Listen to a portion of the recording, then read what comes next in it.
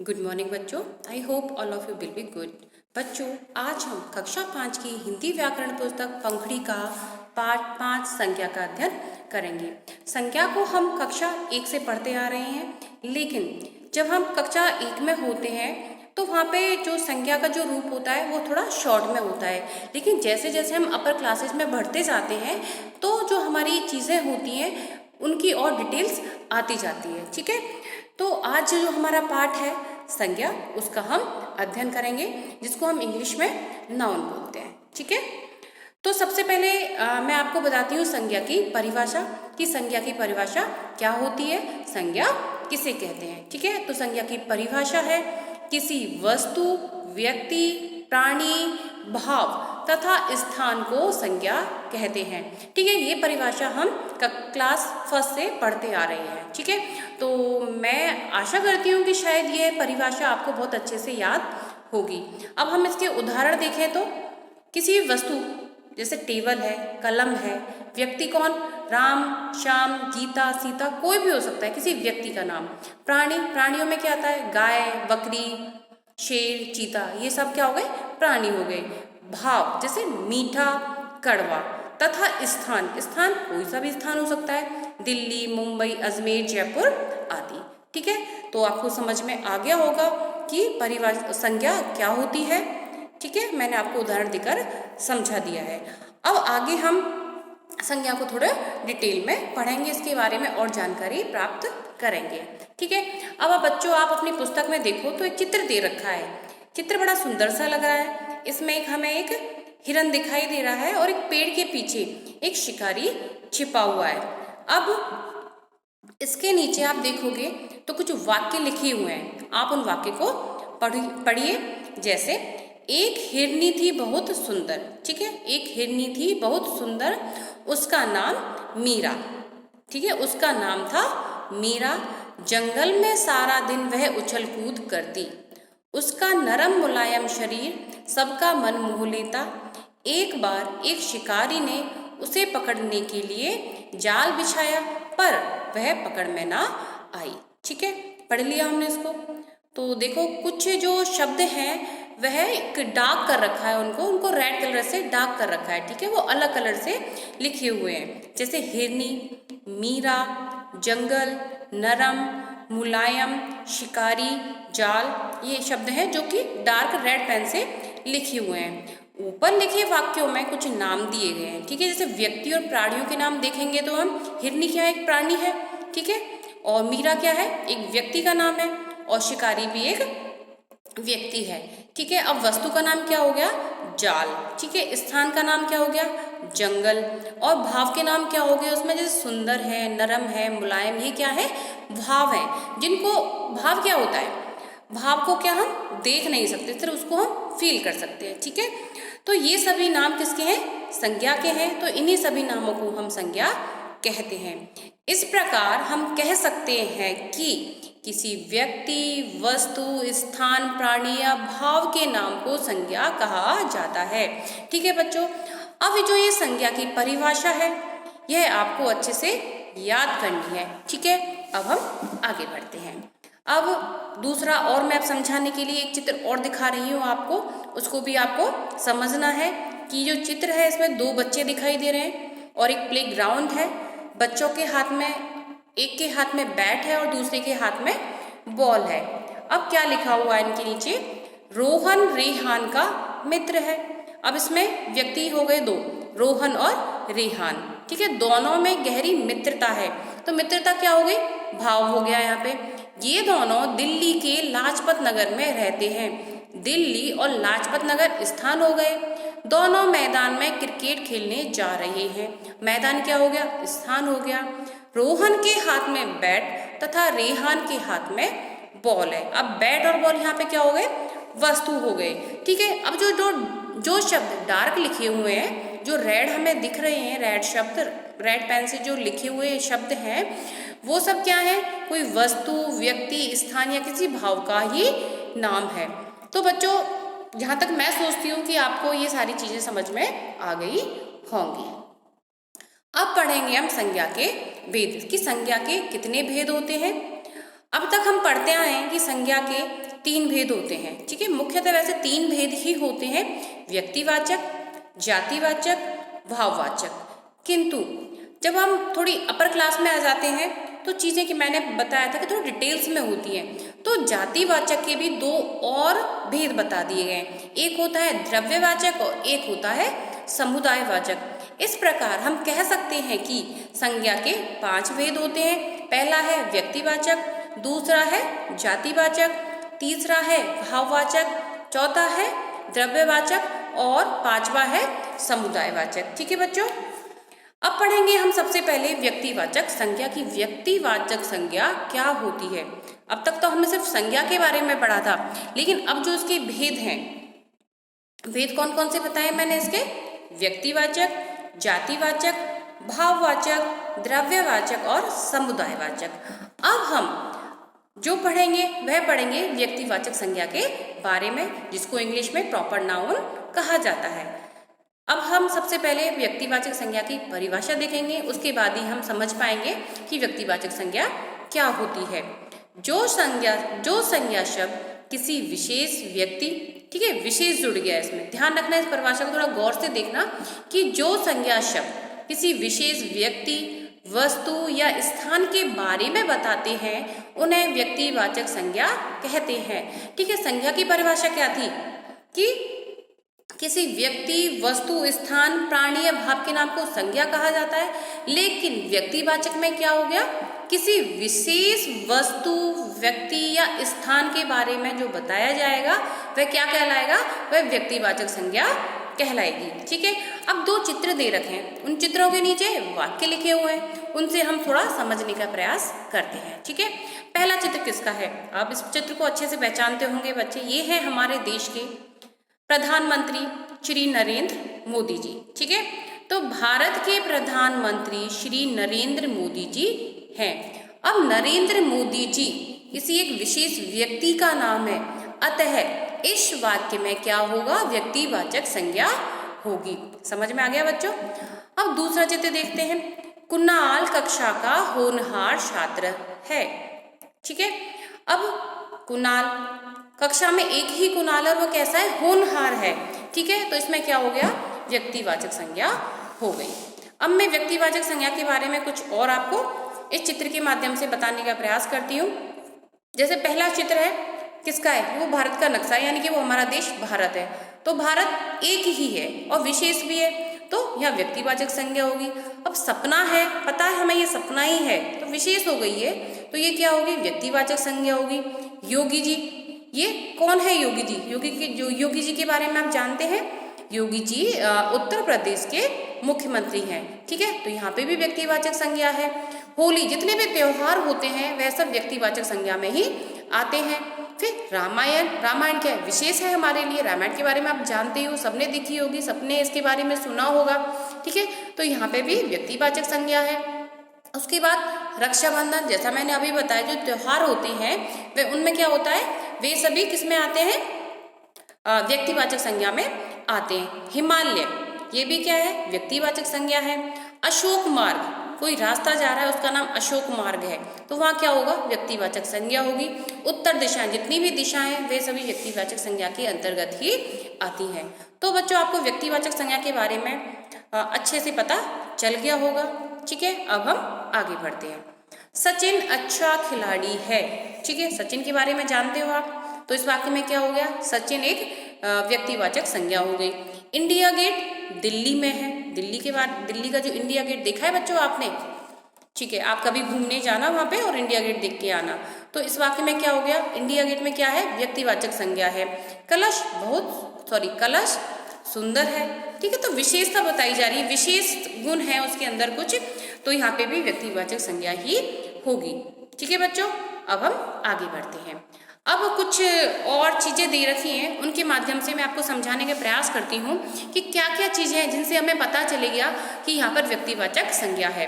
जैसे व्यक्तियों के नाम, जैसे महात्मा गांधी, बराक ओबामा, नरेंद्र मोदी, रोहित, कल्पना आदि, ये सब क्या है, व्यक्तिवाचक संज्ञा के उदाहरण हैं। फिर स्थानों के नाम, दिल्ली, मुंबई, कोलकाता, अमेरिका, इटली, अजमेर आदि, ये सब क्या है, स्थानों के नाम में है, जो किसके अंतर्गत आएंगे, व्यक्तिवाचक संज्ञा के अंतर्गत आएंगे। फिर आएंगे नदियों के नाम, जैसे गंगा, यमुना, सरस्वती, कावेरी, सतलज आदि। त्योहारों के नाम, दीपावली, होली, क्रिसमस, रक्षाबंधन, और भी त्योहार है वो सारे त्योहार, ठीक है। खेलों के नाम, क्रिकेट, फुटबॉल, हॉकी, बैडमिंटन, और भी खेल, तो इस प्रकार आदि। ग्रहों के नाम, पृथ्वी, मंगल, शनि, बृहस्पति, बुध, शुक्र आदि। पर्वतों के नाम, नीलगिरी, हिमालय, विंध्याचल आदि। तो ये सारी चीजें किसके उदाहरण हैं? व्यक्तिवाचक संज्ञा के उदाहरण हैं। अब हम पढ़ेंगे जातिवाचक संज्ञा। जातिवाचक संज्ञा क्या होती है, इसकी उदाहरण क्या है, इसकी पहचान हम किस प्रकार कर सकते हैं। जो संज्ञा शब्द किसी जाति या समूह के बारे में बताते हैं उन्हें जातिवाचक संज्ञा कहते हैं। किसके बारे में बताते हैं? एक समूह के बारे में बताते हैं, उसे हम जातिवाचक संज्ञा कहेंगे। जैसे मछली जल की रानी है, ठीक है। तो मछली किसकी रानी है? जल की रानी है, ठीक है। तो मछली के बारे में कहा जा रहा है, यहाँ पे किसी एक मछली के बारे में नहीं कहा जा रहा कि मछली होती है वह जल की रानी होती है। शेर जंगल का राजा है तो वो शेर है, ठीक है। अब कौन सा शेर है हमें नहीं पता, कोई सा भी शेर हो सकता है, पर वो शेर क्या है? जंगल का राजा है। तो यहाँ पर जातिवाचक संज्ञा होगी। लड़कियां नृत्य कर रही हैं, ठीक है। तो लड़कियां हैं, बहुत सारी लड़कियां, तो लड़कियों का क्या है? एक ग्रुप है, समूह है उसकी, तो उससे हमें पता चलता है कि लड़कियां क्या है? जातिवाचक संज्ञा का उदाहरण है। फिर है विद्यार्थी पढ़ रहे हैं, तो ग्रुप है यहाँ पे विद्यार्थियों का। जानवर गर्मी से परेशान है, तो जानवर है, ठीक है। मैंने कहा ना अभी आपको इसकी परिभाषा क्या आती है कि किसी समूह के बारे में या किसी जाति के बारे में, तो जानवरों का क्या एक समूह है, किसी एक जानवर के बारे में नहीं कहा जा रहा है, यहाँ पे जानवर के समूह के बारे में कहा जा रहा है। अब विद्यार्थी पढ़ रहे हैं, एक विद्यार्थी नहीं है, विद्यार्थियों का समूह है। इसी प्रकार लड़की एक नहीं है, लड़कियां ग्रुप में डांस कर रही हैं, उनका समूह है, ठीक है। तो यहाँ पे क्या है? जातिवाचक संज्ञा है। जैसे वस्तुओं के नाम, प्राणियों के नाम, स्थानों के नाम, लेकिन ये क्या है? समूह के रूप में आएंगे। जैसे वस्तुओं के नाम, पुस्तक, एक पुस्तक नहीं, पुस्तकों का समूह है, वो कोई सी भी पुस्तक हो सकती है। इसी प्रकार फूल, फल आदि, ठीक है। तो इनका क्या है? समूह है। प्राणियों के नाम, स्त्री, इसका मतलब है कि स्त्री कोई सी भी हो सकती है, ठीक है। नाम हमें पर्टिकुलर उसका नाम नहीं पता है। फिर आता है पुरुष, इसी प्रकार पुरुष एक नहीं है, पर्टिकुलर किसी का नाम नहीं दे रखा है यहाँ पर, पुरुष है, कोई सा भी हो सकता है, ठीक है। पशु पक्षी, कोई सा भी पशु पक्षी हो सकता है, हमें उसके बारे में नहीं पता है, अतः हम कह सकते हैं आई डोंट नो कि ये कौन सा पक्षी है, कौन सा जानवर है, ठीक है। स्थानों के नाम, गांव, शहर, विद्यालय, पहाड़ आदि। तो ये क्या है? सभी स्थानों के नाम है, लेकिन क्या है? ये एक समूह के बारे में बताया जा रहा है यहाँ पे, ठीक है। पहाड़ है, कौन सा पहाड़ है? कोई नाम नहीं दे रखा कि विंध्याचल है या हिमाचल है, कौन सा है, सॉरी हिमालय है, कौन सा है हमें नहीं पता, ठीक है। यदि ये हिमालय होता है यहाँ पर तो उसमें क्या होती? व्यक्तिवाचक संज्ञा होती, लेकिन यहाँ पहाड़ दे रखा है, ठीक है। तो क्या होगा? यहाँ पर जातिवाचक संज्ञा होगी। इसी प्रकार विद्यालय, यदि हम ऐसे लिख दें कि टांक शिक्षा निकेतन विद्यालय, तो ठीक है, तो इसमें व्यक्तिवाचक संज्ञा हो जाएगी, क्योंकि किसी विशेष चीज के बारे में बता रहे हैं, लेकिन विद्यालय कौन सा विद्यालय हमें उसके बारे में नहीं पता है, तो यहाँ पर क्या होगा? जातिवाचक संज्ञा होगी। अब हम बढ़ते हैं आगे भाववाचक संज्ञा की तरफ। भाववाचक संज्ञा क्या होती है? जो संज्ञा शब्द किसी भाव, गुण, दोष, अवस्था और माप को दर्शाते हैं उन्हें भाववाचक संज्ञा कहते हैं, ठीक है। सबसे पहले समझने की वाली बात यह है कि जो भाव होते हैं वो क्या हमें दिखाई नहीं देते, हम उनको सिर्फ फील कर सकते हैं, ठीक है। उनको सिर्फ व्यक्ति को, सामने वाले को हम देखेंगे, उसके हाव भाव को समझेंगे, उसके गुण दोषों को देखेंगे, उसकी अवस्था को देखेंगे, उसी से हम सिर्फ आइडिया लगाएंगे कि यहाँ पर क्या है। जैसे कोई व्यक्ति खुश हो रखा है, ठीक है, तो खुशी हमें कैसे दिख रही है? उसके हाव भाव से दिख रही है, ठीक है। तो उसको हम फील कर रहे हैं कि ये बहुत, इसके हाव भाव बहुत अच्छा लग रहा है, बंदा खुश है ये, ठीक है। दुखी है तो बेचारा दुख हो के ऐसे मायूस सा बैठा रहेगा वो, तो हमें लगेगा ये वाकई में दुखी है। तो ये क्या हो गए? भाव हो गए। तो ठीक है, इसकी परिभाषा एक बार और पढ़ लेते।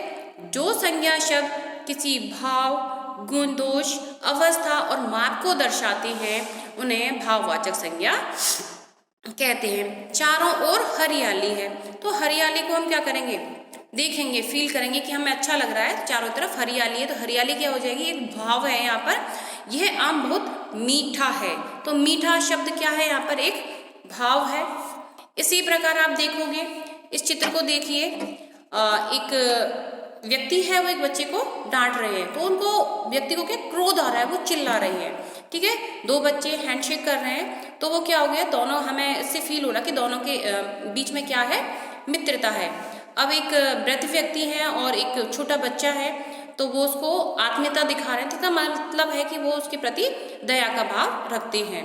अब ये जो लास्ट वाला चित्र इसमें देखेंगे, एक हमारा एक सैनिक है और वहाँ कुछ लोग हैं जिनको उन्होंने बंदी बना रखा है, तो ये किसका प्रतीक है, वीरता का। तो ये सारी चीजें क्या हो गई, ये भाववाचक संज्ञा के उदाहरण हो गए। अब कुछ और चित्र दे रखे हैं, इनके माध्यम से समझने का प्रयास करिए। सुरभि मधुर गाना गाती है।